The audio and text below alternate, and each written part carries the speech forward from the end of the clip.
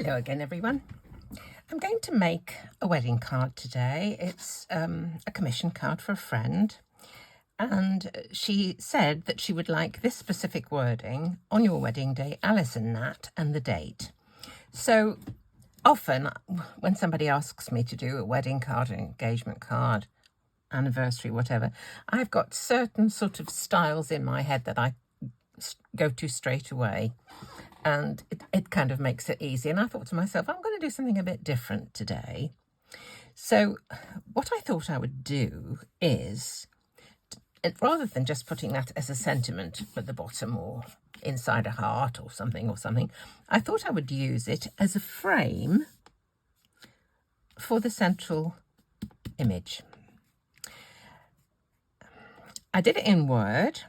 I put that into a text box. I took my die that I wanted to have as the central part to the computer, had the computer set at the screen visible size to this exact same size as my A4 cardstock, put this on and decided where I wanted it to be, put them in text boxes, made them large enough to go around one side, and then just copied it and moved them around the corners. I can do a video if anybody's interested in that kind of thing. Anyway, that's beside the point. What I thought I would do is now cut a panel with this die, use this slatted heart to cut the aperture in the centre, then this one, and I think both of these were memory box in the ear dot, to embellish the edge, and then I've got out various alphabet dies because I thought I'd put their initials in the middle of the heart. That's the plan, so we'll kind of see how we go. I have cut 2 of these and stacked them, and looking at this, I am so pleased. I tend to use as the bottom plate a magic mat. These are from scrapbook.com, and I bought a couple ages ago, and they're just lovely. However, from time to time, I do find that I don't get a cut right through. So what I do is this. I make sure that these are nice and clean. I give them a wash, give them a quick burst with a heat tool as well. Make sure they're nice and flat. And if they're not cutting right through, I will add a shim underneath. The reason being, the cut that you get with the magic mat, particularly if they are dies that have got little emboss marks in, you get that beautiful dimension, the roundedness. And if you have a hard bottom plate, a lot of this becomes much more flat. So I think it's worth using a shim now and again, making sure that you keep them clean and cared for, because that to me is absolutely beautiful. The roundedness of die cuts that I prefer to cuts from electronic die cutting machines. So that's that. Anyway, that was kind of by the by really, but I just thought I would mention that. I tried to cut this out earlier and a couple of the lines didn't cut, so that's this one here. So I've got a shim, and I'm going to put a shim in and see if it makes the difference that I need. So let's see. I'm going to cut that. I'm going to cut this. I'm going to take them down because I want them to be where I want them to be, if you know what I mean. So let's I'll put it up here, the outside one on first. And although this sticks to anything low tack tape, which I absolutely love, and for the most part it never drags any card off the top, but if you've got a particularly fat sandwich, which I'm going to have because I've put that shim in, I want to put as little of the tape on the bit that's going to show as possible. So let's get this centralized, and we'll put a little bit onto this one as well. I think we're about right. Okay. And if you do it actually on the bottom plate that you're going to cut it on, you've got less chance of it moving. So let's just cut this out and see if it cuts right the way through.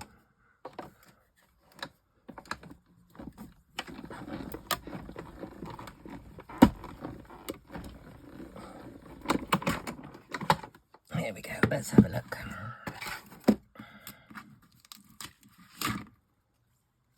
Looks to me like it's cut all the way through. Let's just take it out.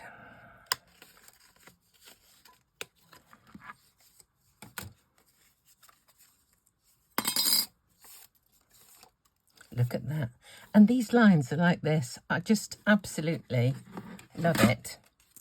I will put a link to Scrapbook. I mean, I haven't bought from scrapbook.com terribly often, but they've got some really good gizmos. I'm going to be putting an order in soon for a I spotted they do a stand to put your blending brushes in while you're using them, to keep them from going all over your desk and keep them clean. So there is my middle panel. Okay, that's going to go in there, and that's going to be raised onto foam tape.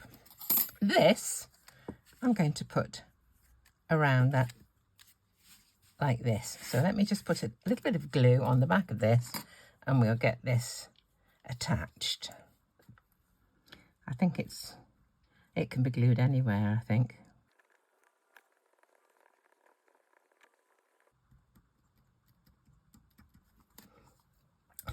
I'm gradually getting the idea of keeping my mouth shut when I'm doing bits that I know can be speeded up in the actual video itself, because it's just, you know, boring stuff, but it needs to be done. So hopefully this will go on here. There's a tiny bit of glue there that I'm just going to dab with a wet wipe. There we go. And now I'm going to press it down with a block of some description, so it gets pressed down everywhere. Okay, so that is that.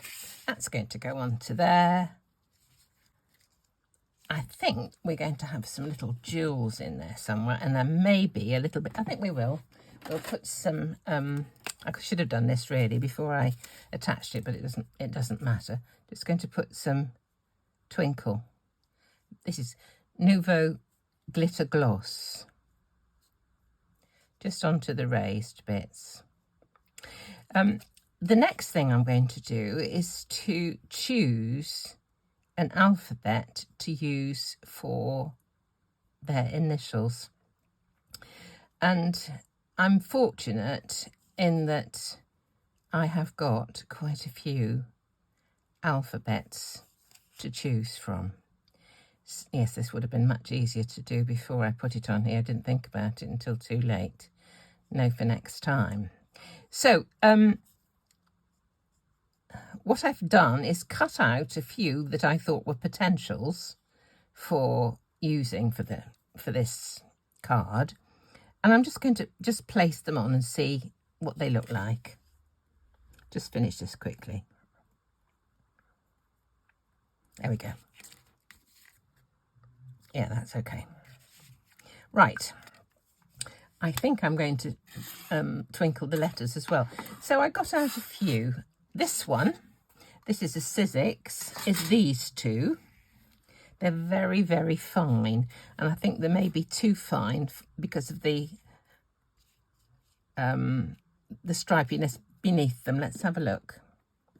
Let's pick them up and see.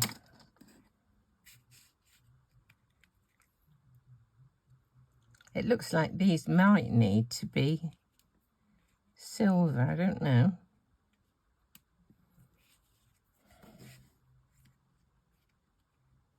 That's not bad. That's actually not bad, is it? Let's try some more. The first ones I got out were these, and I dismissed those almost straight away because the flowers are kind of delicate and they look a bit utilitarian in comparison to my mind. So I've kind of discounted those. There's these two. I've got no idea what the makes are for these things are. Where's the A gone? Oh, here it is. I think these might be a possibility.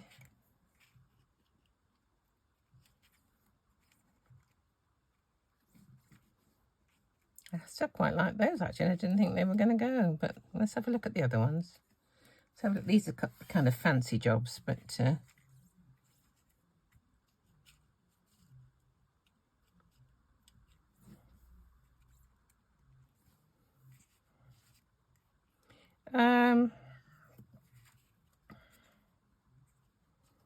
that's quite nice.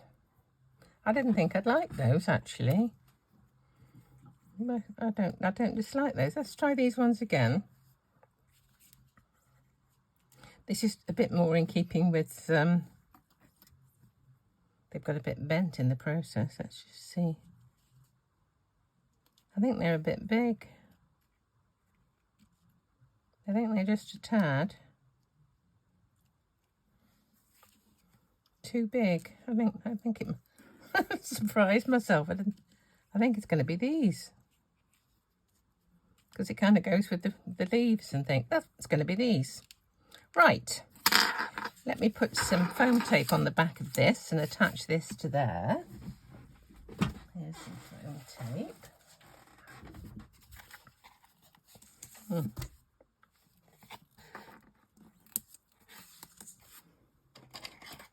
I always keep these scissors for sticky. Don't want to glue up my cutting out scissors. I've got another pair of scissors I use for ribbon, twine, that kind of stuff.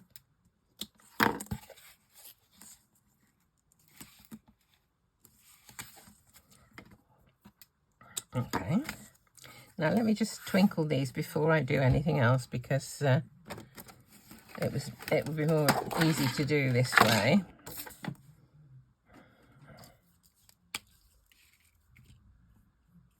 Just go slop it all over this way. Much better. I would have done that before if I'd have thought about it. Okay. Now we'll stick these onto here. I'd like the A there, I think. And the N. Can we intertwine? I think we can. Okay, I'll do the A, put a bit of glue on, and then we'll do the twiddling around with the other bit. I won't stick it right down hard everywhere. Okay.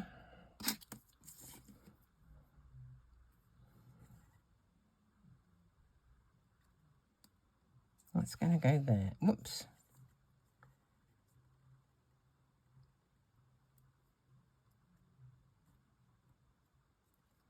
There's the A. Oh, that's right on a... Okay. Now the N. I did wonder about doing a second layer for these, but I think they've cut out so beautifully with the Magic Mat that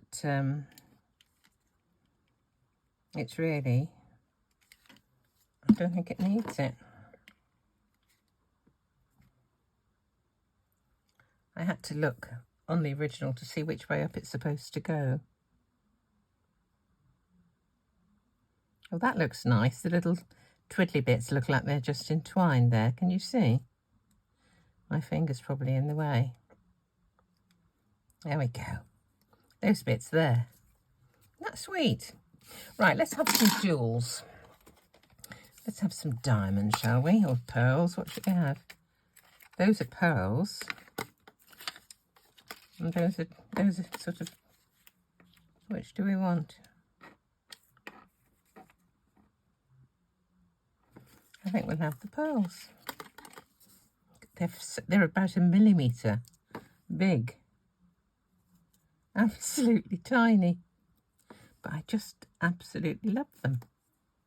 Oh, there's two came off at once, obviously.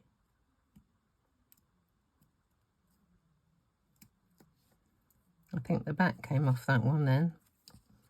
I've left it there. I'll get it off later.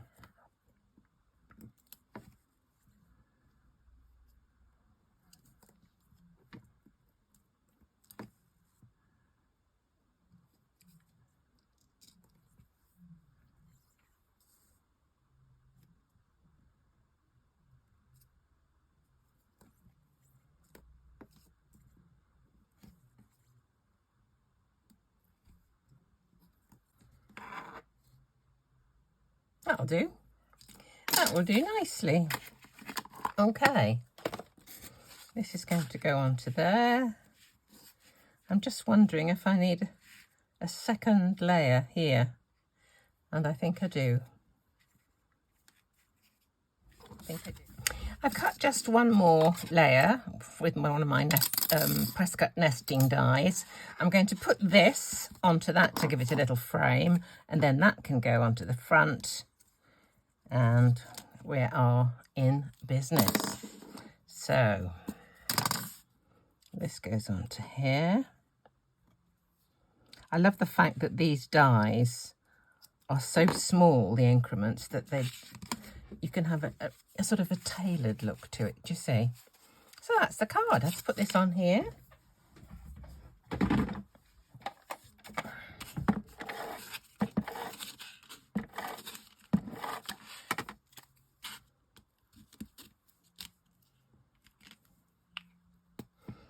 Okay, we'll just put this onto here. Oopsie-daisy.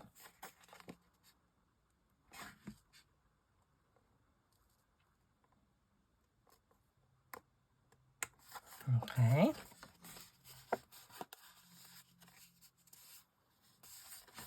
And that goes onto there.